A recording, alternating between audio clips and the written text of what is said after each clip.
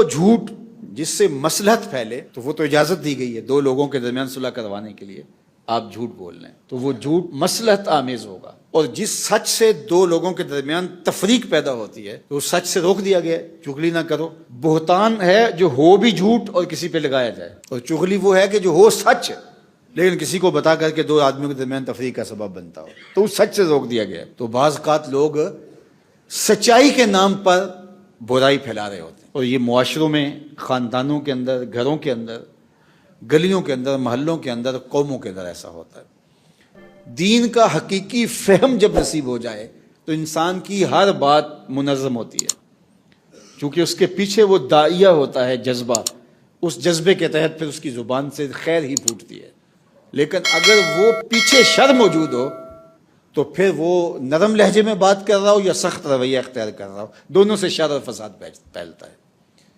اس لیے شریعت نے ان چیزوں کا بہت خیال اور لحاظ رکھنے کی تلقین کی۔ تو معاشروں کے اندر، قوموں کے اندر، شہروں کے اندر، ملکوں کے اندر، بستیوں کے اندر، خاندانوں کے اندر بعض لوگ ایسی بات کرتے ہیں جس سے شر اور فتنہ پھیلتا ہے اور اس سے خیر نہیں پھیلتی۔ الفتنہ تو اشد من القتل، جو فتنہ ہے وہ قتل سے بھی زیادہ ناپسندیدہ ہے، اور بعض اوقات وہ اپنے اوپر پردہ ڈالتے ہیں مصلح ہونے کا، یا اپنے اوپر پردہ ڈالتے ہیں سچا ہونے کا، میں سچا ہوں، میں کھری بات کرتا ہوں، اور اس کھری اور اس سچی بات سے معاشرے کے اندر فتنہ اور فساد برپا ہو جاتا ہے۔ بلکہ ایسی چیزیں جو جائز اور مشروع بھی ہوں لیکن اس سے فتنے کا اندیشہ ہو، شریعت اس سے بھی روکتی ہے۔ اس کی میں آپ کو بہت اچھی مثال دینا چاہتا ہوں۔ اللہ کے محبوب نے فرمایا، عائشہ میرا جی چاہتا ہے کہ کعبۃ اللہ کو طرز ابراہیمی پہ تعمیر کرو۔ یہ جو مطاف کے اندر کعبۃ اللہ آپ دیکھتے ہیں جو چکور شکل میں ہے، اس کے ساتھ ایک جگہ دیکھتے ہیں دائرہ بنا ہوا جس کو حتیم کہتے ہیں، یہ حتیم بھی کعبۃ اللہ کا حصہ ہی ہے۔ تو جب ایک سیلاب کی وجہ سے کعبۃ اللہ منہدم ہو گیا تو قریش نے کہا کہ اس کو دوبارہ ہم تعمیر کریں گے۔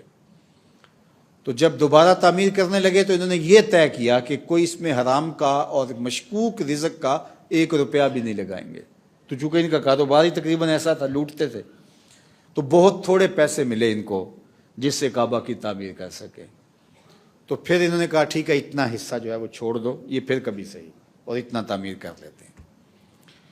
تو باقوم نامی ایک مستری تھا، معمار تھا، لکڑی کا کارپینٹر کام کرتا تھا، اس کی خدمات حاصل کی، اور جدے کے ساحل پہ ایک جہاز غرق ہوا تھا، تو اس وقت لکڑی کے جہاز ہوتے تھے، تو اس جہاز کے پھٹے انہوں نے خرید لیے اور یہ کعبۃ اللہ کی تعمیر کا آغاز کیا، اور اتنا حصہ جو حتیم والا ہے وہ چھوڑ دیا۔ وہ کعبۃ اللہ کا عین حصہ ہے، جس نے حتیم میں نماز پڑھی اس نے کعبہ میں ہی پڑھی۔ یہ بادشاہوں کے لیے دروازہ کھلتا ہے اور لوگ کعبے کے اندر چلے جاتے ہیں، واپس میں آ کہتے ہیں میں 5 مرتبہ کعبے میں گیا ہوں، ہم کہتے ہیں ہم 20 مرتبہ گئے ہیں، وہ بھی وہی کعبہ ہے جس طرح وہ کعبہ ہے۔ تو بہرحال وہ چھوڑ دیا گیا، تو پھر اس طرح تعمیر چلتی رہی۔ جب فتح مکہ ہو گیا تو حضور نے فرمایا، عائشہ میرا جی چاہتا ہے کہ میں اس کو طرز ابراہیمی پہ تعمیر کروں۔ پیغمبر ہیں حضور، مکہ فتح ہو چکا ہے، لیکن پھر میں سوچتا ہوں تیری قوم کی عصبیت نہ جاگ پڑے، یعنی قریش یہ نہ سوچیں کہ ہماری تعمیر کو ختم کر دیا ہے، تو لہٰذا ایک امکان کی وجہ سے میں اس کو اسی صورت میں چھوڑ رہا ہوں۔ یہ سمجھنے والوں کے لیے اس میں بہت اشارے اور بہت کچھ ہے۔ آج میں اور آپ بعض اوقات اپنے عمل اور رویے کے ساتھ فساد برپا کر دیتے ہیں، اس کو حق سمجھتے ہیں۔ اللہ کے محبوب نے طرز ابراہیمی، ایک پیغمبر کی تعمیر کو دوسرا پیغمبر کرنا چاہ رہا ہے، لیکن اس سے تفریق پیدا ہوگی تو پیغمبر نے کہا میں نہیں کرتا۔